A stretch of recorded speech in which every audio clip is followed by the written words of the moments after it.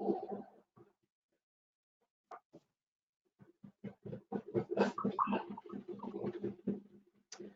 right, we're going to get started in just about 1 minute.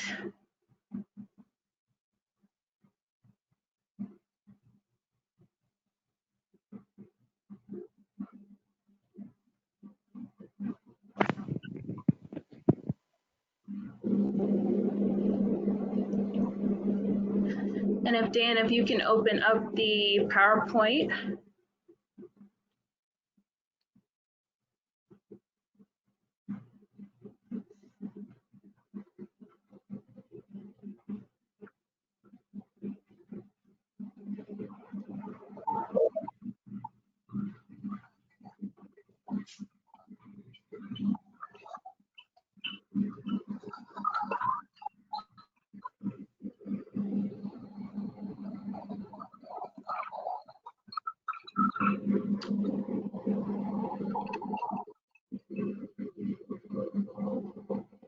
Okay, so we're going to get started in 1 second.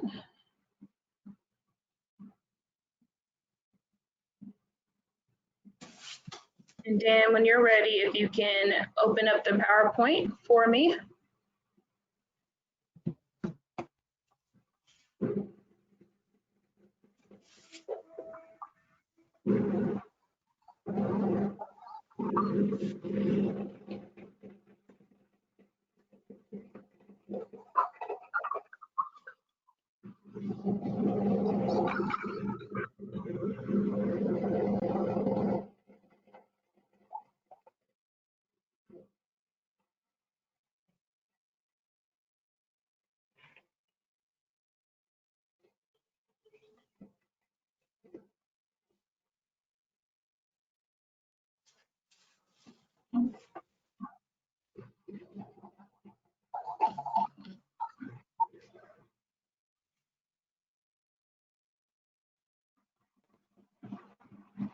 Okay, so I believe you all. Okay.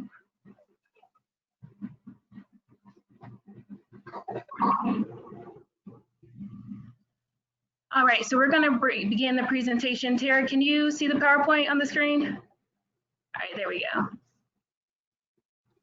But I can't hear you right now. Okay, great. All right, now I think that we are ready to begin.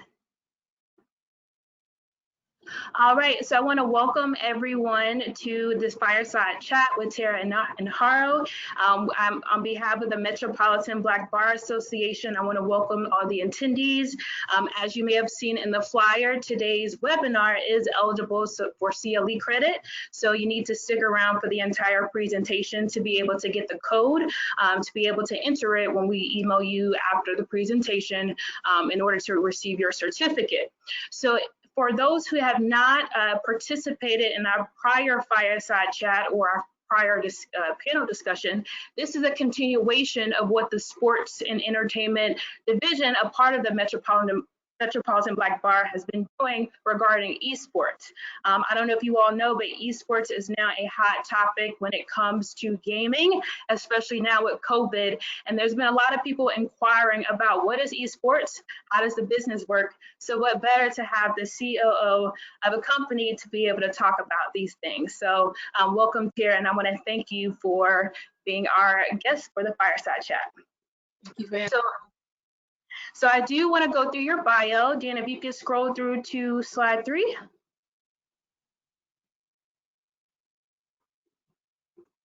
All right, so for everyone, Tara, she's the COO of the company called Unanimous Games. It is a full service esports company which bridges the gap between the esports industry and the entertainment world. UG specializes in developing original branded content, sponsored activations, data analytics, mobile app development, esports education and development for esports, talent representation, and giving amplified voice to an underrepresented community of gaming enthusiasts. As an attorney, she also heads all of the legal affairs. That is just amazing. We'll talk about that. All of the legal affairs for UG, and she has prior experience when it comes to labor employment and within family court. So Tara, again, I want to welcome you for coming. And I just want to jump right into it. Can you just describe for the viewers, what is esports? So esports is competitive video games. So like when you have your MBBA, your Madden, your Overwatch, your FIFA, it's just the competitiveness to it where you are competing with friends, competing in a tournament, or just competing professionally. Okay, and I know that you, there's so many different facets when it comes to esports, and you and I were talking that there are just so many different components. So with UG, can you walk us through what are the 5 verticals that your company has when it deals with esports? So a lot of companies focus on each different aspect, but because for our company, we want to be able to give everyone equal access to the industry. We focus on different layers of it. So you have original content. And original content is like regular TV shows, but on the digital format, the subject matter is esports and news and like the influencers and gamers in the culture. And activations, they're live and online. So you have online tournaments, you have gaming lounges, just a lot of experiences that are around esports. And then we have talent management where we manage all levels of games. So we manage professional gamers, we manage gamers, we manage influencers, and we manage amateur players. You have education where you're actually teaching the skills to be a part of every aspect of that. So you have to code, how to build even build drones, how to build supercomputers, just giving them the skills because as you said earlier, esports is the next wave of entertainment and it's like the next whole new tech jobs. So it's just to equip them with those skills. And then the last thing we do is we develop things. Mobile games make up almost 50% of global revenue in gaming. So it's an easier way to get yourself into gaming and just put your brand out. So we just teach you, build our own games and put it out there. Okay, so I think you were breaking up the first half of when you were discussing what the verticals were. I didn't hear the first 2 verticals, so can you just go back through those just to make sure everybody heard that first part? Sure. The first one I said was original content. So it's simply just TV production, but a more focus on a digital format, but the subject matter is esports. So it's like esports news. I'm giving you the daily on esports influencers, new games, just things like that, just around the culture of esports. The second piece was activation. And activation can be live or online. Of course, because of COVID, we're focused on more online, but it's either tournament where people are used to esports. And we have gaming lounges, just experiences where you just get the full esports experience. Okay. Now, when it comes to the live events, I know you mentioned that some were activations, but can you talk a little bit about tournament play? So is there any registration that deals with that? Just what's the format as far as like fees, any waivers, or when a participant enters in that space, what are some of the legalities regarding the activations, either live or online or online?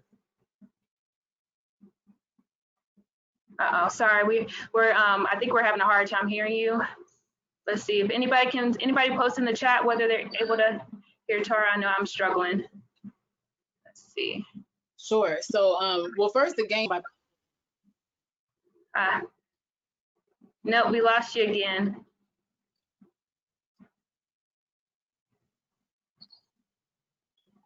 Can you hear me? Or yes. No. Yes, there we go.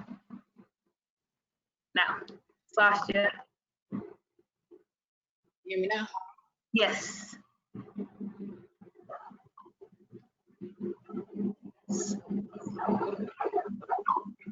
So I believe,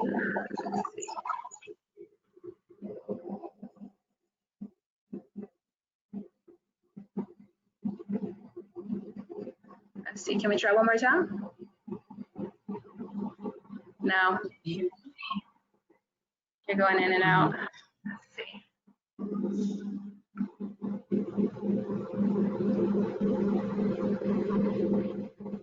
I wonder if you, any way to click off and then come back on, or let's see. Maybe mute yourself and then come back on. or Can a little bit?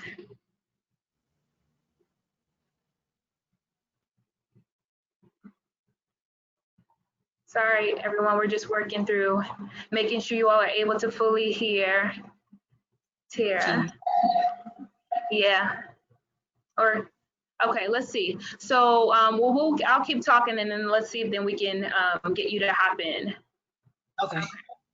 Okay, so the question was when it deals with activations, I believe you said that the two types of activations were the online and then the live activations. And so my question was, when it comes to just that space, are there any legalities when it comes to, let's say, the fees or the reward, when it comes to like any waivers or the age of a participant for these live and online activations?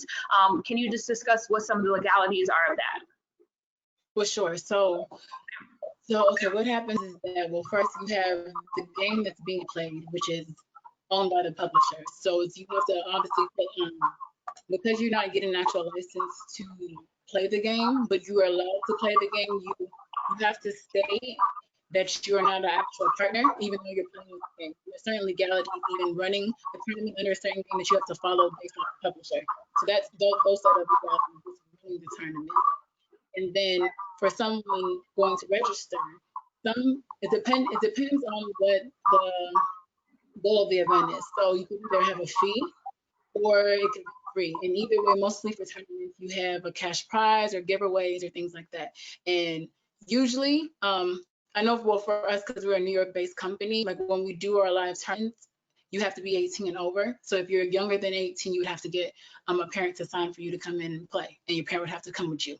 So, and then also to play online, you usually have to be 13 and over. That's just because for most of the things online.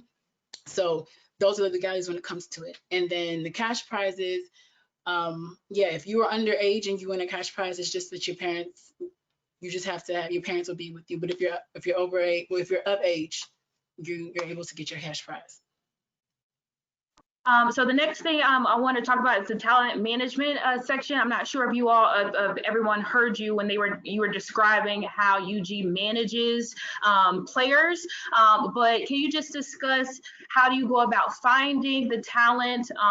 What are some of the things that you all look for? And does the age and the skill level of the player matter? Can you just talk about how UG manages the talent?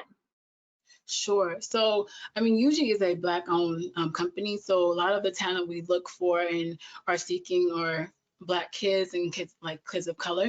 So that's our main one thing, because the whole point is to give an amplified voice for them in the community. So that's our main one thing we look for. Then also just like that quote unquote it factor, because a lot of the time it's like you're essentially, as a manager, you're building up their career, which means you're connecting them with brands. So they need to be able to have influencers and have audience look at them, and then brands want them to represent their brand. So you don't necessarily have to be a great player, but you just have to have energy. You have to have you just have to have that like star power.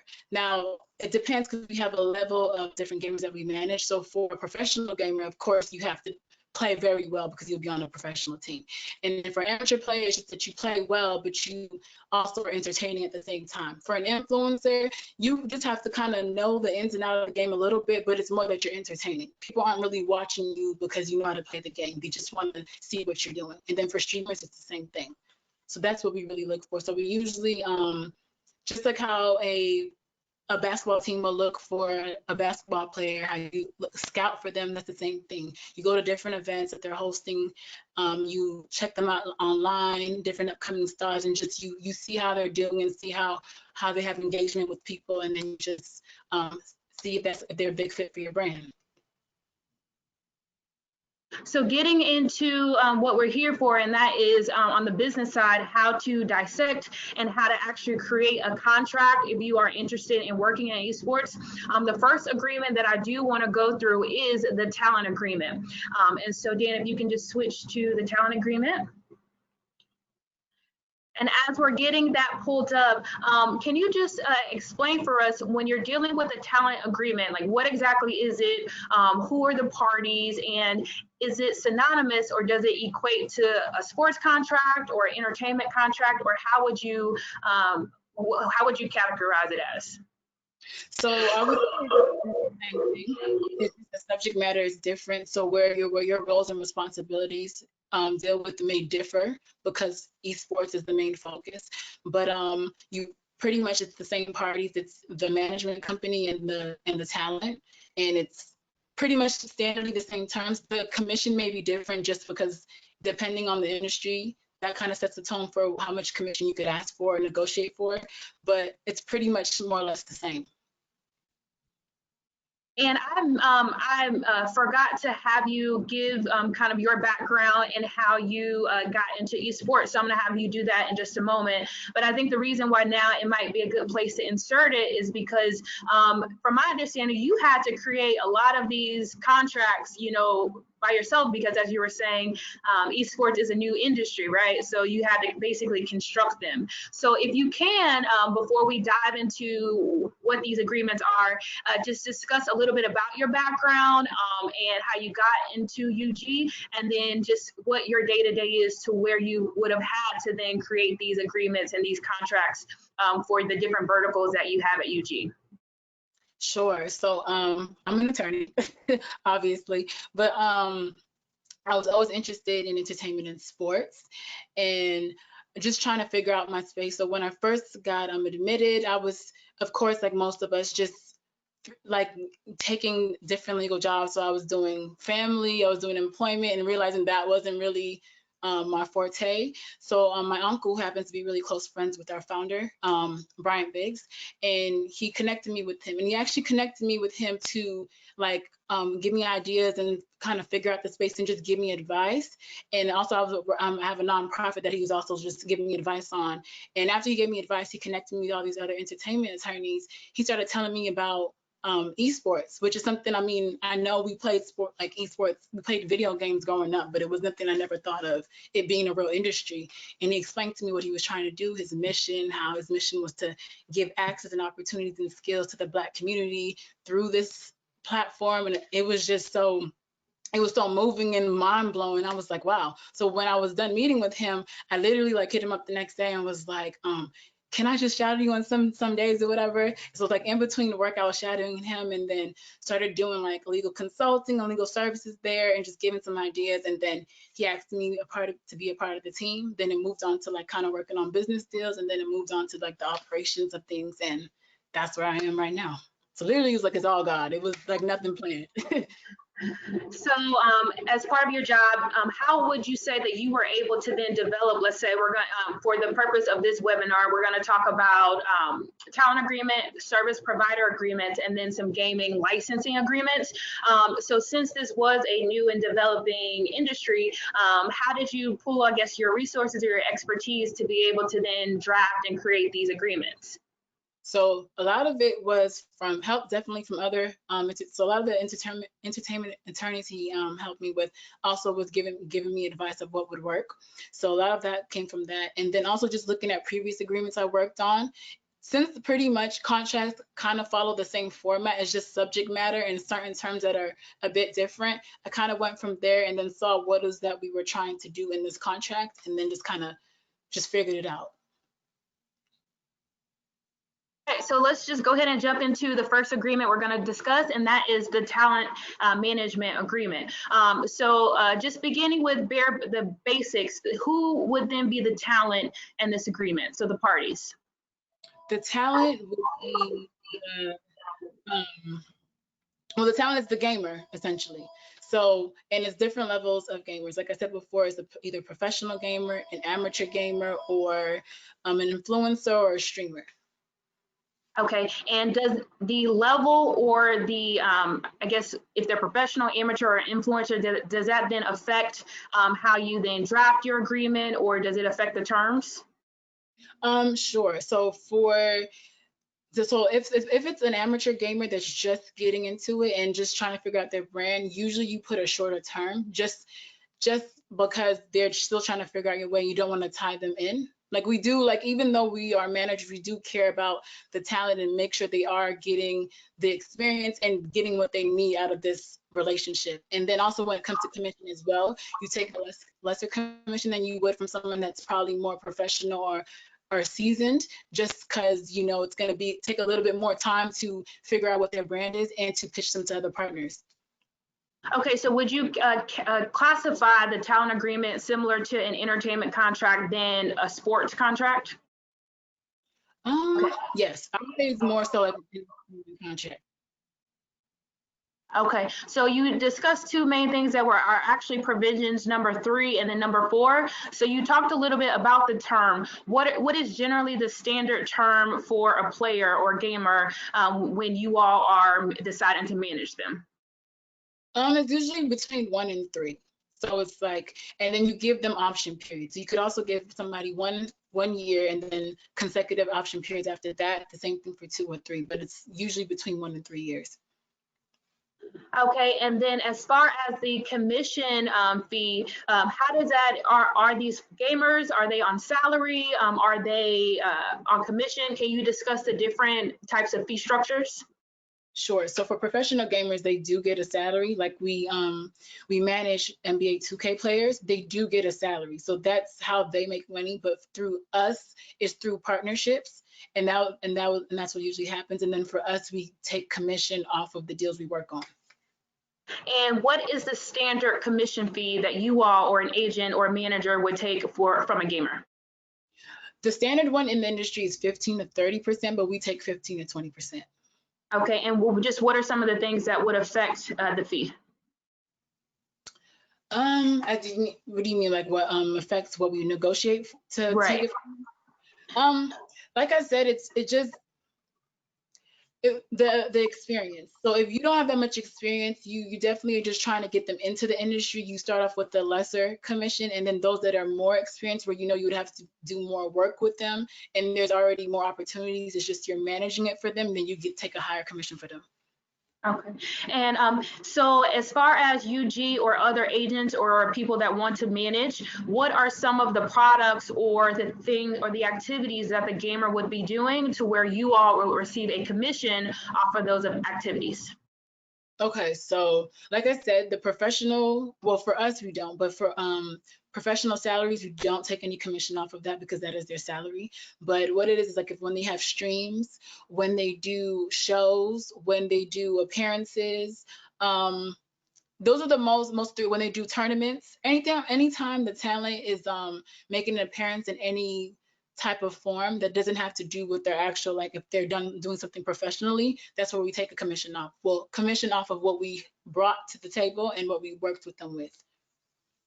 Now, I know a couple people in the last panel that we had, and for those who missed our very first panel that was hosted and moderated by the Sports and Entertainment Chair, Jill Pilgrim, that can be found on YouTube, and at the end I'll provide where you can find that.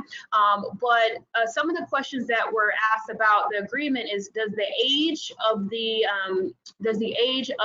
player, does that matter when it comes to you deciding whether you're going to represent them, and any laws that you would have to make a provision for in a talent management agreement? So can you just discuss whether the age and how that works as far as being able to manage them as talent? So because we're in New York, for us, the age of majority is 18. So all of our talent are over 18, but usually when we are talking to new talent or talent we're seeking to manage, we make sure they're over 18. Even though you can get you can get consent from parents, it's just easier and better to work with someone that's of age.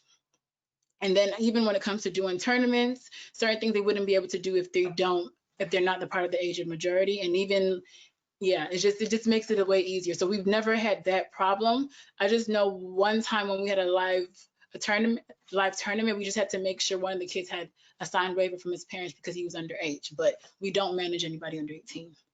Okay, so I'm just gonna, Dan, if you can scroll down a little bit, the next, some of the next provisions are the post-term provision 5 is a post-term commission. Can you just explain what that would be? Sure. So post-term commission is when the term is finished, but it's something that we worked on, but the talent is still making revenue from it, so we still get commission off of it. Okay.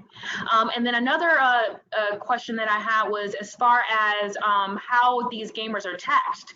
Is that something that you discuss with them? Is that something, because I see that one of the next section, provision 8, says accounting and audit rights. So is that something that a gamer or a agent or a manager would negotiate on their behalf, or that they would have to, you would have to talk to them about how things are taxed, how they actually receive their money? Can you talk about that? So it's not something that we negotiate, because it also depends where the talent's located and where they're receiving the revenue from based for taxation. But it's something we do talk to them about. We do manage, because so some of the NBA 2K players, because they live somewhere but they actually play for a team based in somewhere else, they do get double taxed. So that's something that we do have conversations with, and it's something I did notice some professional gamers have to deal with. Okay, and then as far as the next provision, provision number 9, the warranties and representations, can you just discuss what that provision provides for? So, I mean, warranty representation is like, it's just straightforward, where it's just like, it's pretty much just saying that even though we're working together, but like you are, yeah, I'm trying to just like find the best words to describe it, but it's just pretty much just, let me find the words to explain it. Pretty Well, much just, no, I know continue. what we were talking about before, you said that you have to just be very clear about what the roles are going to be, what everybody is going to do. Does that then just kind of like outline and provide, you know, what the guarantees are, or how the two parties are going to be functioning? Yes, because a lot of times it gets sometimes confused when you have a manager of what your manager actually is to you. So yes, that just stipulates letting you know that we're independent of each other. It's not an employee relationship. It's just that we do work for you, but it's not in that sense. So like you are still accountable for certain things, and we're accountable for certain things. So just don't think that everything falls on your manager. So that's what that pretty much is just outlining. Okay, and now the one of the last sections of the talent management agreement, going down to number 13, and for everyone that's viewing, you can actually access these agreements for the handouts tab. Now for the additional provisions, what are just some of the things that you've had to negotiate, or some provisions that either you have wanted or the gamer did not want, that would be considered additional to then just a standard talent agreement? I wouldn't say it's additional to a standard one, but it's something definitely heavily focused on, is that seeking an external attorney. So when they do sign with us, we do take over everything, as in we do get a power of attorney of signing things for them, as well as dealing with contracts for them. But we do make sure before signing with us, you have an outside attorney look at it. So, and make sure you're like everything is clear, so you understand what you're signing yourself into. All right, great. So I'm going to move on next to the next type of agreement, which is the service provider agreement. Dan, if you can just keep scrolling down. So Tara, can you just describe, when would a service provider agreement, when would that come into play?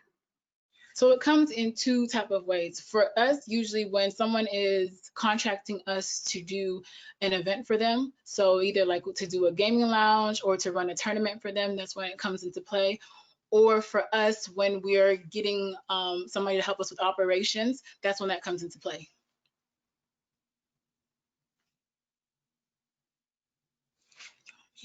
I think you're on mute. Yes. Can you give us an example of when you, a time when you have used this type of agreement? I believe we were discussing some activations before that you had, but can you just give us an example of a type of vendor or service activation in which this will come into play? Sure. So last year we actually did the BT experience, where we provided a gaming lounge to the BT experience at LA Live. And for us, we were hired as a service provider to provide that service. So that's where it came into play, where we were the ones that we we pretty much sectioned off the place, and we took care and we operated everything that took place within our area. And would it be fair to say that this blanket vendor agreement is not unique to esports, or is, let's say if there's an attorney who does other types of services, this would be something that they would be able to use and carry over into the esports space? It will. I mean, what I would definitely say, most of the contracts pretty much follow regular format. It's just the subject matter and maybe a couple of different things that are just very specific to gaming. But most of it, like if you have standard contracts like this and you just tweak it a little bit, you'll be able to use it in esports. Okay, so I would assume that if you're having this big BET activation, there's tons of, let's say, branding and intellectual property.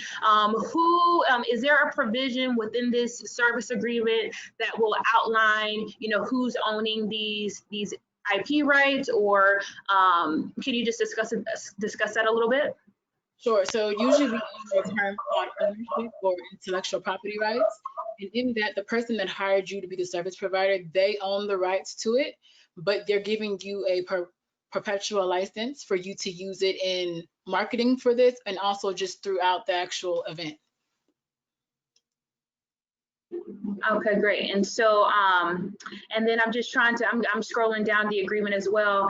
Is there anything that you've come across to where there's been something special about the e-space aspect that a vendor or a company would have to consider when it comes, other than intellectual property, if you can think of, that would be included in this type of agreement? I would just say ownership, because for a contract like this, and usually for most of the contracts, it's the standard important terms where it's like your term, your compensation, the roles, termination, and just what laws actually rule the contract. But yeah, ownership is the most important thing, just to understand what rights you actually have. Because if you don't have the actual right to do something, and because everything in esports is digital, you can find yourself in trouble. Okay, and so I'm throwing this in there. I know you're going to be prepared for the answer, but we're talking a lot about this new space.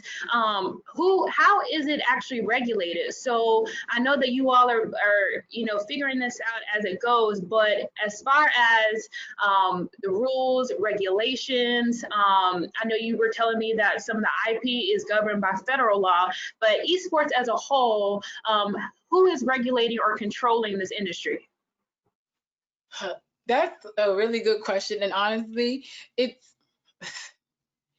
I can't even say anyone really regulates it, because the thing is that there's no set. So it's not like if you think about like sports, where it's like there's one, well, for each different sport, there's like one body that kind of like governs or at least sets the tone. In esports, because there's so many different video games, it's hard to do that.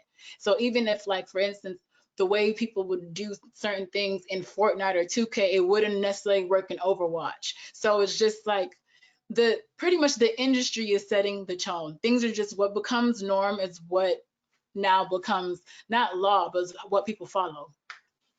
Okay, and I know that there is we won't discuss, or waivers aren't an aspect of the actual agreement or the contracts, but let's say you are having one of these activations where there is, this, you're providing the services. Is there any provision that you would include about any liability when it comes to either UG being responsible if there is, let's say, underage players, or there's any issues with IP? Would that come into play in the service provider agreement, or are those separate waivers that either you or, let's say, a BET or another company, they would then be in charge of providing towards these players or gamers or children that will want to come and participate? Sure. So it depends the nature of the event. So for instance, for the BET experience, because it was a huge experience where everyone had their own different activations in there, the insurance was covered. But like when we were, like, for instance, doing our own TV production, but even though we were doing it at a venue, we had to cover the insurance. So it's in the contract. It depends the nature of it, who covers it. And I believe that it's in provision number 9 when you have your service provider agreement. If we scroll down a little bit, that it does talk about insurance. So is that something that you would then be negotiating with the organization or the company about who would then handle any issues? Yes. Okay, great. So I want to go to the last agreement, and then we'll follow up with just some, other questions people might have about the esports industry. But the next type of agreement, which seems like it could be, other than the talent, you mentioned the verticals being mobile gaming, which you said I think was close to 60% of the industry. And then you said you also do education, where you would provide younger students, and I might have you just repeat some of it in case somebody missed those 2 verticals. But the next section we're going to talk about would go into your vertical of, providing education, and then for the mobile app. So can you just give us a refresher about those 2 verticals, and then we'll jump into how you would then provide a license, like who are the parties, the different options of the parties, and then what we're protecting here. Sure. So education is solely focused on giving kids, and I would say the community as well, because some people could be like over 21 just trying to develop certain skills, but the skills to be able to develop their own mobile game or just be in this space in any type of form within like those different verticals. But I know our main focus right now has been on to help them build mobile games, and then in our mobile game development is where we actually build mobile games under the company. Okay, so when we're talking about when you're building the mobile games, are you then, let's say, so can you just give an example of the types of games that either you would be developing, just for people who have no idea? Okay, so mobile games that you would download on your phone, on like your iOS or Google Play, and we have like games similar, like mimicking, like, okay, games like, how Candy Crush and Angry Bird, those are the mobile games we're thinking of. So like, I know we have like a couple of dancing games, fighting games, things like that, but everything that you could access mobilely. So nothing that you would need your console to play or you need to go purchase from a store. Everything could be done through your phone. Okay, so I know that we're only going through one type of agreement, but it seems like there will be different reasons why you want to have a license agreement, either between, let's say, you developing for a company, or for your talent, or let's say for an activation. So can you just discuss like the different times in which you would then want to license, either license what you're doing, or when someone will want a license from you? So usually it's someone giving us the license because we're building the game for them. But in that sense is where someone has a brand and they, for instance, if someone is interested in like cupcakes or whatever it is, and that's their brand and they want to make a cupcake game, they will license their IP to us. So we have the rights to actually build that game because the game would need to follow their brand and follow different things about that person. So that's where the licensing comes into play. Now, what about, because I've had this question and so have other participants. So let's say that your talent or other gamers, they are recording themselves. So let's say for YouTube or for different activations, they're then adding their commentary.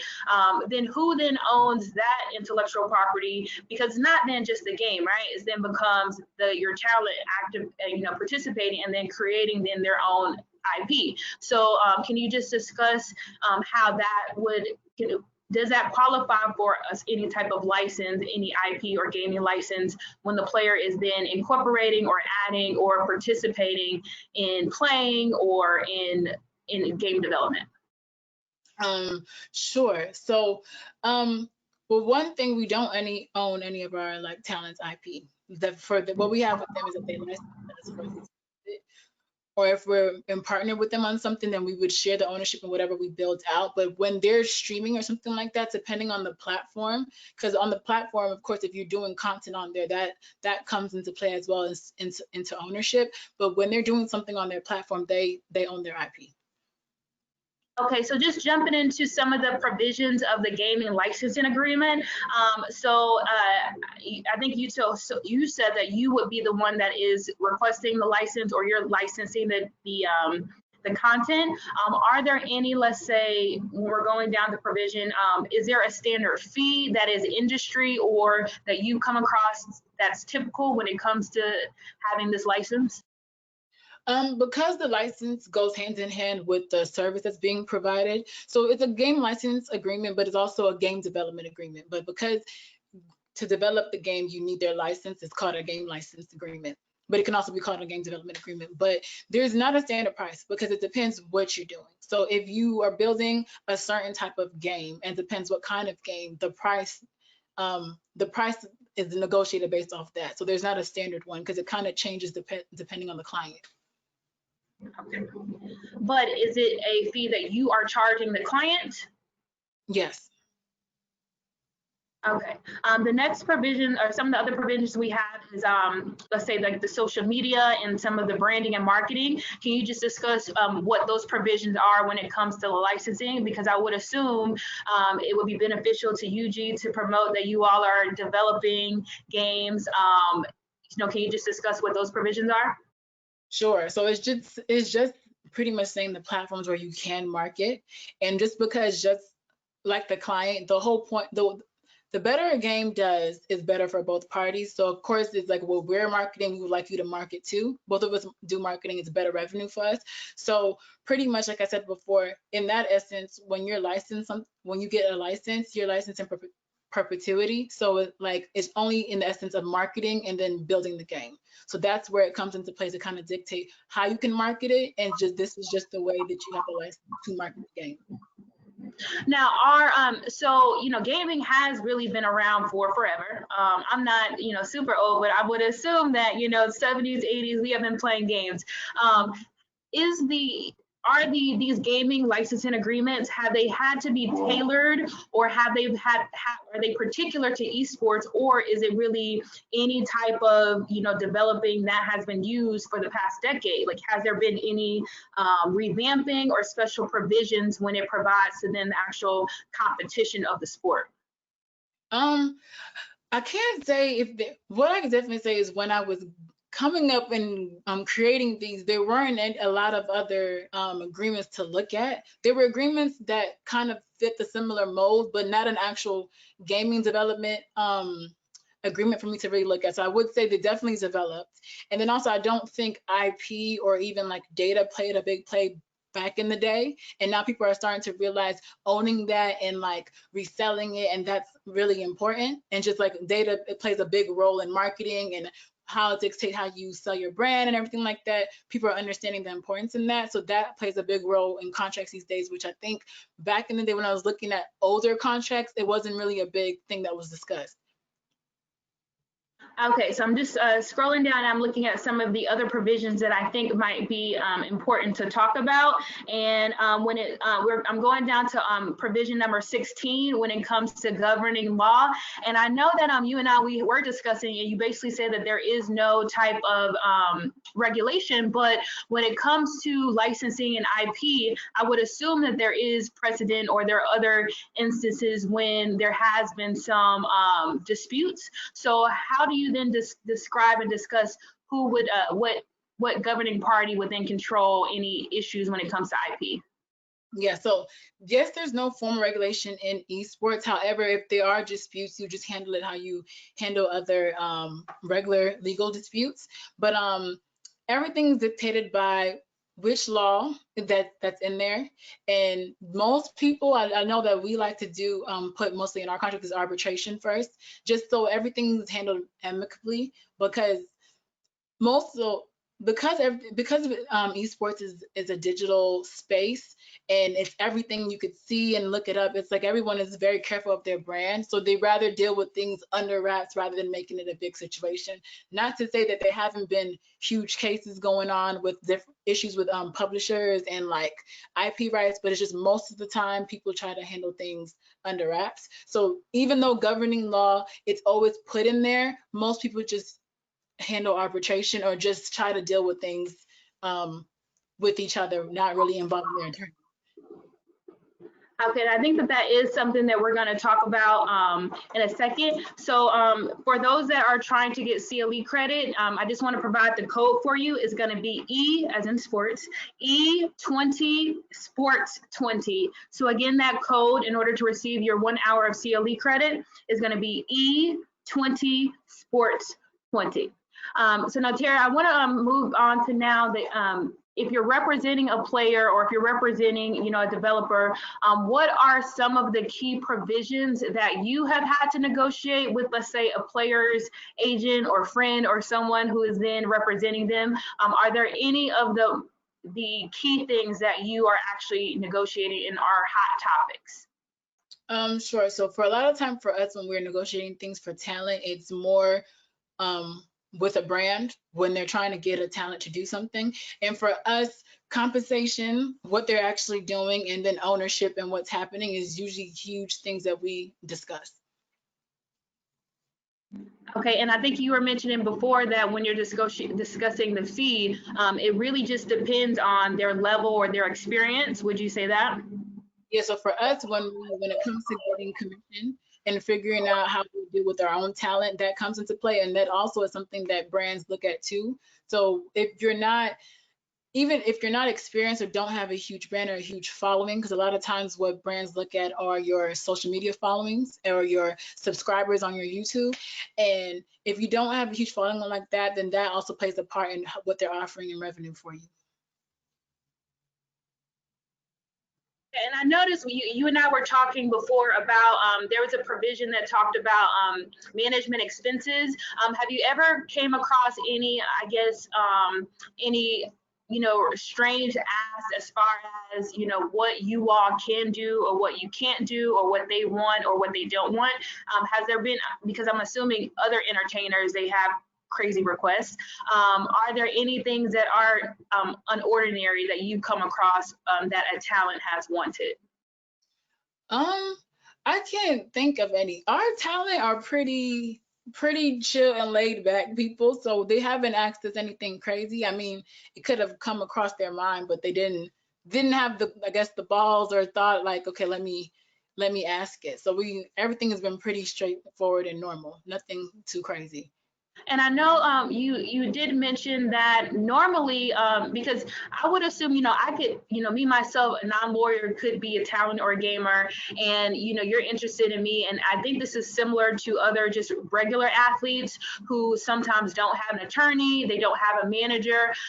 Do you then have to serve as the advisor? Are there then any how are you then separating, wanting them to understand what the contract is, what the provisions are, but then also making sure that you're getting the best benefit from your side? So is there any issues that you've had for a gamer who has no idea about the commitment that they're signing, but making sure that you are explaining to them what they're doing, but then making sure that you're able to then maximize your benefit? I haven't had any issues because a lot of our talent like trust me. So for instance, I don't head talent. We have talent management that deals day to day with talent, and then when it comes to like negotiating, looking at contracts, or just talking to brands for them, that's when I kind of come into play. And usually if they have a question or don't understand anything or just have a contract that looks crazy, they come to me and I read it and go through it with them. So like, yeah, we never had a problem because we really look out for our talent. And so just generally, do you think that the gamers, your players or your talent, do you think that they have an understanding of what the intellectual property is that they are then going to be engaging in and what they're going to be creating or not creating? Have you found that being something that they understand and have a handle on, or is that something that you do explain in case, let's say there's YouTube videos that they're profiting on, but maybe won't be getting commission for, or, they think that they are owning or doing, since they are the gamer and they are creating, content. So do you think that they generally have an understanding of what intellectual property is and how it plays into esports? I think now a lot of them do. In the beginning, I don't think they all did. So we have a age range from like from being 20 to up to like mid 30s. So of course the older ones understand because they're older and they take their time to read things and like they ask questions. The young ones tend to, they at first didn't know, but after talking to them more, they're more aware of their brands and more aware of their rights and what not to do and what to do and what to ask for and what not to ask for. So they're more aware now. Okay. And as far as any provisions that you, I know you said that there isn't much litigation and there, you all are trying to be amicable, but I'm assuming other than maybe like fees or I'm just trying to think, what are some things that attorneys or young attorneys or anyone interested in esports, what they should be trying to avoid in their contract to prevent litigation? What can you avoid? Litigation. Honestly, a contract that you can't get out of. So a contract that you definitely want a contract that has a termination, just in case if you're not happy, you're able to get out of it. I've heard of different cases, and I do believe our talents earlier on had a contract where it was hard to get them out of it. We eventually did, but those are huge problems. Definitely a contract that stipulates the roles of each person, so you know what you're allowed to do, what you're not allowed to do, and what the person you're contracting with is supposed to do.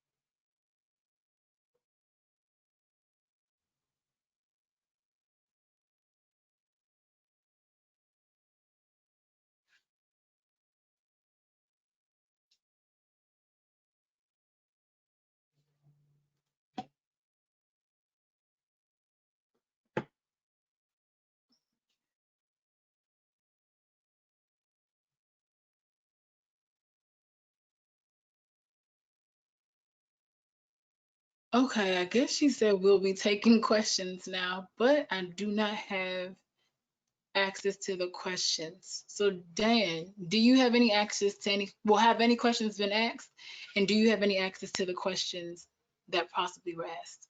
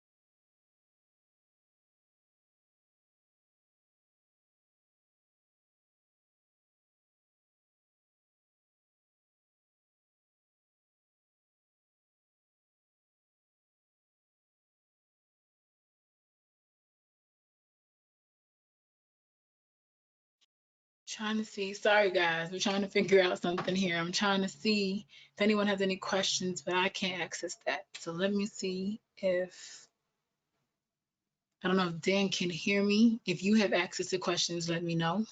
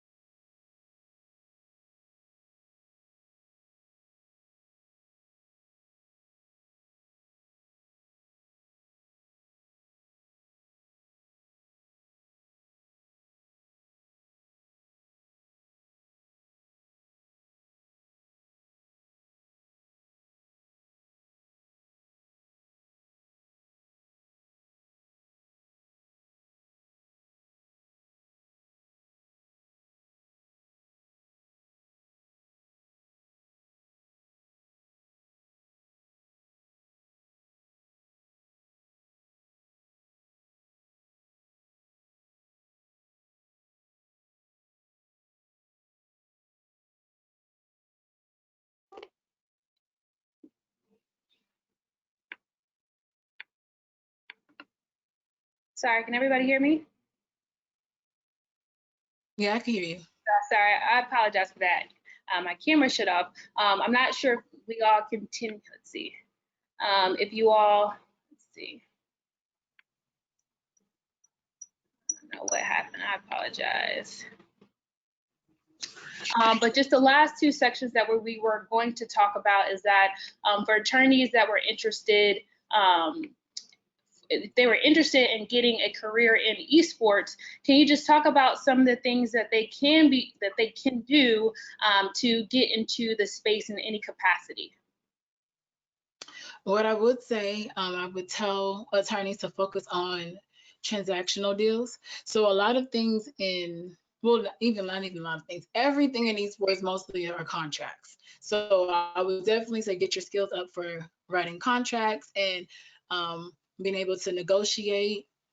Those are the most important things. I mean, obviously, if you are a litigation attorney, those skills that you have over there can be transferable, but the main thing are contracts and just understanding the business of things. Because a lot of times it's not necessarily what you put in the contract, it's what you negotiate face to face that also works. So those are just the main things I would focus on. And then really doing your research in the space. A lot of people see it's the new wave and are interested in it, but don't really understand where they fit in and how they can be a part of it. So I would say definitely do your research on all aspects of the esports industry and see what is it you want to do. Like I mentioned before, we have 5 different verticals, and some people feel more comfortable in talent management, some might be feel more comfortable in service providing, others for something for like education or mobile game development. So it's like really understand where it is that you want to be within this esports space. And I know that some of the things that we have on the screen are for intellectual property, the contracts, the corporate transactional attorneys.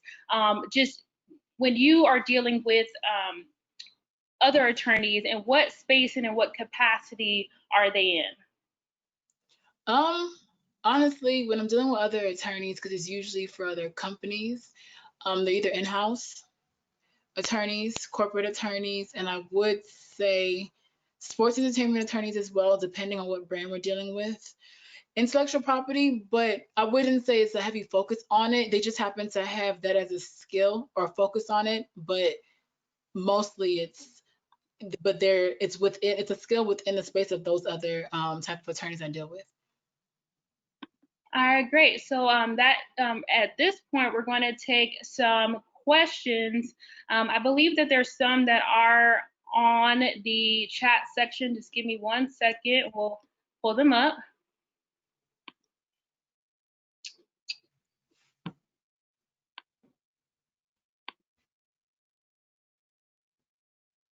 Okay, so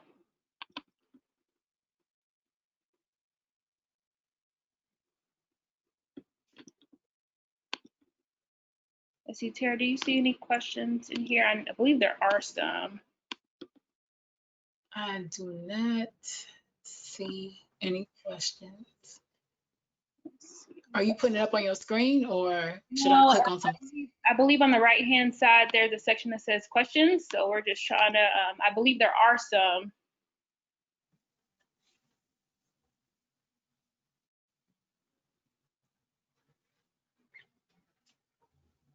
Let's see.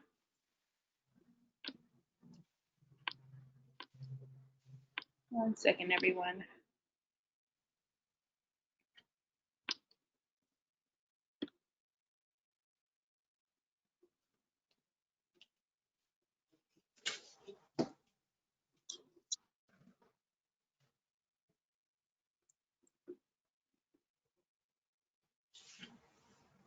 So one question that we have is, what advice would you give to a mid-career attorney looking to pivot into the industry? Okay. Well, one, I mean, without knowing what kind of attorney they are, I would definitely first say do your research on it to see if you already hone the skills that's needed for what you're trying to do. And then, yeah, the most thing I would say, because you're a mid-attorney, so you already have legal skills and you probably would have contract skills, I'm assuming. And very good negotiation skills. I would say just get familiar with the space. So I would say do a lot of reading on esports, watch different tournaments, look at influencers, just really get comfortable with the space. And then, like I said, to see what you're interested in doing in the space. Okay, I'm going to try to squeeze in two questions. Another question is, do you all typically have gamers sign as individuals, or you encourage them to incorporate instead?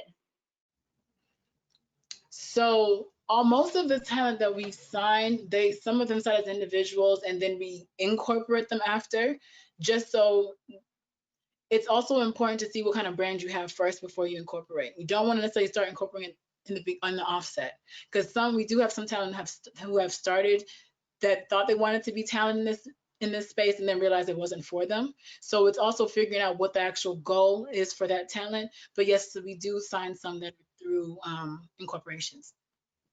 Okay, and then lastly, are there any ethical considerations specific to esports that you've come across? Ethical. Let me think. I mean, I've heard of issues with like kids. I would say for women, I mean, a lot of times, and then, well, women and race, to be quite honest, when you look at gaming, you see mostly Asian and white men, but women make a huge part of it. They're about 47% of gamers are women. And then also in this space, a lot of consumers and who push the culture of gaming are the Black community or the Black and Brown community. To say, and they don't own that space. So for me, the ethical issues is just making sure they have an amplified voice in that space and making sure they move from consumers to owners in that space. So it's just really giving them a level playing field. So for me, it's just making sure that, yeah, they're not being mistreated. Sometimes because they either don't have that much experience or just probably where they come from, they get offered crazy deals. So that's a couple of issues that I've dealt with, and just, yeah, those are the couple of ethical issues I've seen and that I continue to see. Okay, I did want to ask one more. I'm sorry, it's 201. But I thought this was a good question. And it deals with, I guess, your talent management side. Do you find that you need to provide talent with connections to multiple resources for deals, marketing opportunities, or is it more of UG that because of the name and influence, that there's just an influx or a lot of work for the talent to participate in?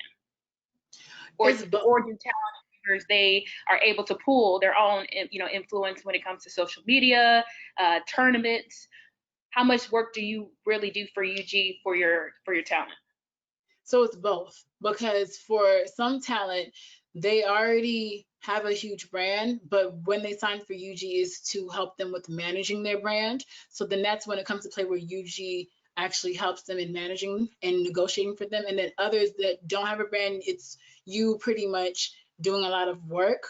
But then it's also a lot of work on the talent as well, because for you to be well known in this space, you have to put yourself out there and you have to grind a lot. You have to do videos. You have to get better at the game, depending on what it is that you want to do. So it's working with the talent a lot when you're building up their brand, but when the brand is already built, it's more just managing things for them. Okay, and so I think that concludes our panel. Tara, I want to thank you again for participating. Would you be comfortable, or would you mind the viewers to be able to connect with you on, let's say, LinkedIn, or if they do have more questions we weren't able to talk about today, is there a way for them to find you or to email you regarding any other questions they have? Well, yeah, I mean, like I said earlier, how I was put in this space with someone being a blessing to me. So I would definitely love to be a blessing to others, just to give advice, or if you have any questions or just want to pick my brain, you could definitely have me on LinkedIn, or my email is tara@unanimousgames.com. And that's TARA@UNANIMOUSGAMES.com.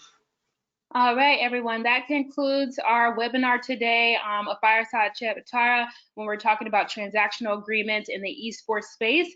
You will receive an evaluation when the webinar is concluded. Make sure you insert that code that I provided a little bit earlier, and you will be able to find this webinar as well as the other webinars further on the Metropolitan Black Bar's YouTube channel. So I appreciate everybody for participating, and hopefully you'll look forward to more panels in the future from the committee regarding this industry. Thank you. Bye.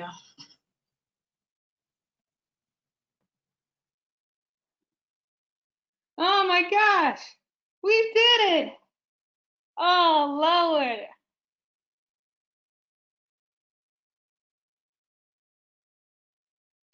Oh Jesus.